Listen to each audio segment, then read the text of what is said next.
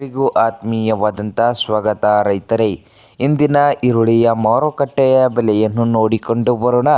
ಇನ್ನು ಯಾರು ಹೊಸದಾಗಿ ನಮ್ಮ ಚಾನಲನ್ನು ನೋಡ್ತಾ ಇದ್ದರೆ ಈಗಲೇ ಸಬ್ಸ್ಕ್ರೈಬ್ ಆಗಿ. ನಾವು ಪ್ರತಿದಿನ ಈರುಳ್ಳಿಯ ಮಾರುಕಟ್ಟೆಯ ಬೆಲೆಯನ್ನು ಅಪ್ಲೋಡ್ ಮಾಡ್ತಾ ಇರ್ತವೆ. ಈಗಲೇ ಚಾನಲನ್ನು ಸಬ್ಸ್ಕ್ರೈಬ್ ಆಗಿ. ಹಾಗೆ ಇಂದಿನ ಈರುಳ್ಳಿಯ ಮಾರುಕಟ್ಟೆಯ ಬೆಲೆಯನ್ನು ನೋಡಿಕೊಂಡು ಬರೋಣ ಬನ್ನಿ ರೈತರೇ. ಪುಣೆ ಮಾರುಕಟ್ಟೆಯಲ್ಲಿ 1 ಕ್ವಿಂಟಲ್ ಈರುಳ್ಳಿಯ ರೇಟ್ ನೋಡೋದಾದರೆ 400 ರೂಪಾಯಿದಿಂದ ಹಿಡ್ಕೊಂಡು 1600 ರೂಪಾಯಿವರೆಗೆ ಪುಣೆ ಮಾರ್ಕೆಟ್ನಲ್ಲಿ 1 ಕ್ವಿಂಟಲ್ ಈರುಳ್ಳಿಯ ಬೆಲೆ ಇದೆ ನೋಡಿ.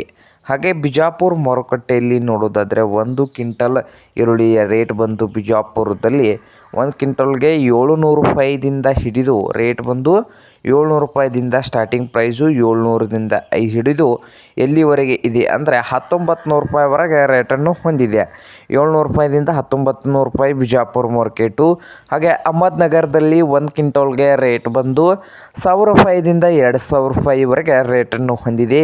ಹಾಗೆ ಚಿಕ್ಕಬಳ್ಳಾಪುರದಲ್ಲಿ 1200 ರೂಪಾಯಿದಿಂದ 2500 ರೂಪಾಯಿವರೆಗೆ ಚಿಕ್ಕಬಳ್ಳಾಪುರ ಮಾರ್ಕೆಟ್ನಲ್ಲಿ ಇದ್ದು, ಬಾದಾಮಿಯಲ್ಲಿ ನೋಡೋದಾದರೆ 1 ಕ್ವಿಂಟಲ್ಗೆ 80 ರೂಪಾಯಿದಿಂದ ಅಂದರೆ 1 ಕೆಜಿಗೆ ರೇಟ್ ಬಂದು 1 ಕ್ವಿಂಟಲ್ಗೆ ರೇಟ್ ಬಂದು 1 ಕ್ವಿಂಟಲ್ಗೆ ಬಾದಾಮಿಯಲ್ಲಿ 800 ರೂಪಾಯಿದಿಂದ 1600 ರೂಪಾಯಿವರೆಗೆ ರೇಟನ್ನು ಹೊಂದಿದೆ.